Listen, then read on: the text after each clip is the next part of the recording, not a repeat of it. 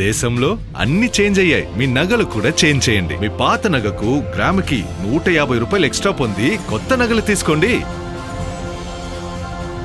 అదే తక్కువ తరుగుకు మీ లలితలో మాత్రమే. బ్రేకింగ్ న్యూస్ చూస్తున్నాం. శ్రీకాకుళం జిల్లాలోని పలాసలో జరిగిన ఘోర రోడ్డు ప్రమాదం కేసులో మాజీ మంత్రి వైసీపీ నేత సీదిరి అప్పలరాజు అరెస్టుకు రంగం సిద్ధమైంది. తన కుమారుడు బైక్ యాక్సిడెంట్ కేసులో సీదిరి అప్పలరాజు ఆధారాలు తారుమారు చేసినట్టు పోలీసులు నిర్ధారణకు వచ్చినట్లు తెలుస్తుంది. ఈ నేపథ్యంలో బైక్ యాక్సిడెంట్ కేసులో సీదిరి అప్పలరాజు A3గా ఉన్నారు. ఇప్పటికే సీదిరి అప్పలరాజుపై వివిధ సెక్షన్ల కింద కేసులు కూడా నమోదయ్యాయి. ఈ పరిణామాలతో ఏ క్షణమైనా అప్పలరాజును అరెస్ట్ చేస్తారంటూ ప్రచారం జరుగుతుంది.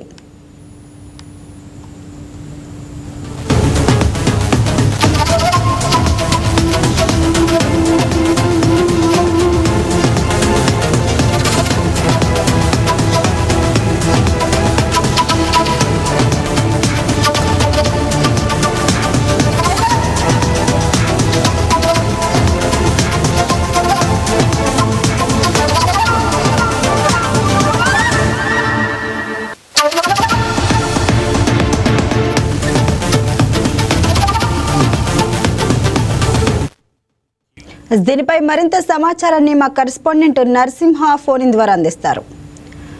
నరసింహ, అసలు ఈ కేసులో మరి మాజీ మంత్రి సీదిరి అప్పలరాజును A3గా చేర్చినట్లు మనం చూస్తున్నాం. అంటే ఏ ఆధారాలు తారుమారు చేశారనే ఆరోపణలకు పోలీసుల వద్ద ఉన్న ప్రాథమిక ఆధారాలు ఏంటి దీని గురించి?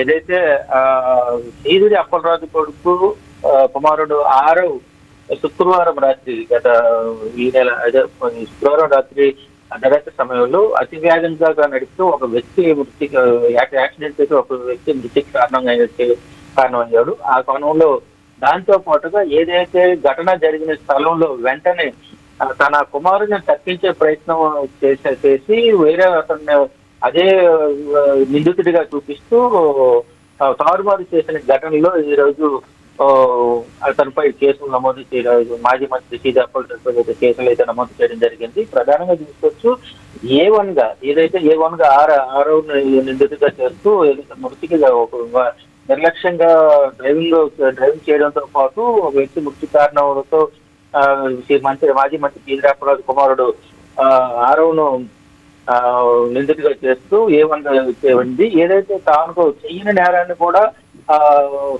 తప్పించే ప్రయత్నం చేశాడు కాబట్టి A2గా సిద్ధార్థను ఏదైతే నిందితుడిగా మొదట లొంగిపోయిన వ్యక్తిని సిద్ధార్థను A2గా చేయడం జరిగింది. ఏదైతే A3గా ఈ మాజీ మంత్రి సీదిరి అప్పలరాజు కుమారుడిని ప్రయత్నించేందుకు పోలీసులు ఒక మంత్రిగా చేసిన వ్యక్తి, చట్టాలకు తెలిసిన వ్యక్తి, అటువంటి వ్యక్తిని చట్టాలనే మోసం చేసేందుకు చేసి తన కుమారుడిని రక్షించేందుకు అయితే తప్పించేందుకు అయితే చేశారు కాబట్టి దాని మాజీ మంత్రి సీదిరి అప్పలరాజుపై కేసులు అయితే నమోదు చేశారు. దీంతో పాటు పలు సెక్షన్లో కేసులు నమోదు చేసి అరెస్ట్కి రంగం సిద్ధం చేసింది. అయితే ఏ క్షణంలో అయినా అప్పలరాజుని అరెస్ట్ చేసి కోర్టుకు హాజరుపరిచే పరిస్థితి అయితే ఉంది. ఈ క్షణంలో దీంతో పలాసపట్నంలో ఉద్రిక్త వాతావరణం కూడా చోటు చేసుకుంది. ఏదైతే సీదిరి అప్పలరాజు అరెస్ట్ అవుతారు, అరెస్ట్ చేస్తారన్న కేసు నమోదైంది. నరసింహ, అంటే ఇప్పటి వరకు ఎంత మందిని అరెస్ట్ చేశారు? మరి బాధిత కుటుంబ సభ్యులు ఈ పరిణామాలపై ఏ విధంగా స్పందిస్తున్నారు?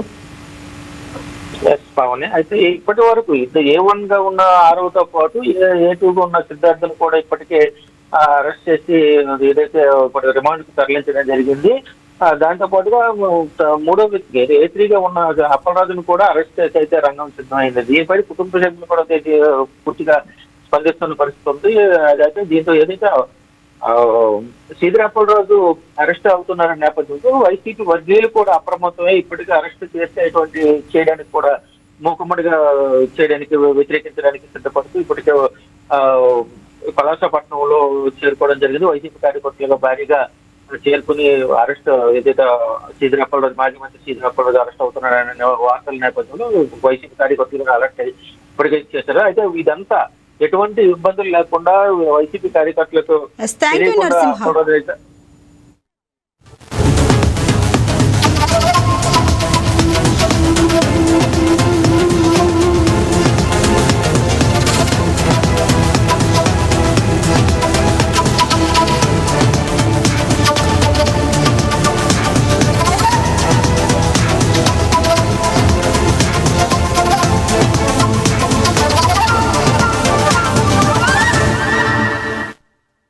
బంగారం బ్యాంకులో ఉంటే అది మీ అప్పు, అదే శివా గోల్డ్ కంపెనీకి తీసుకొస్తే అది మీ పెట్టుబడి. తాకట్లో ఉన్న మీ బంగారాన్ని మేము విడిపించి ఈ రోజు మార్కెట్ ధర కొని స్పాట్లో మీ నగదు మీకు అందిస్తాం. ప్రతి నెల వడ్డీలు కట్టడం లాభమా లేదా ఇలా చేయడం లాభమా మీరే ఆలోచించుకోండి. శివా గోల్డ్ కంపెనీ, అప్పులేని ఆనందకరమైన రేపటికి సరికొత్త మార్గం. జస్ట్ ఒక కాల్ చేయండి. తాకట్లో ఉన్న మీ బంగారాన్ని విడిపించి ఈ రోజు మార్కెట్ రేట్కే కొనబడును.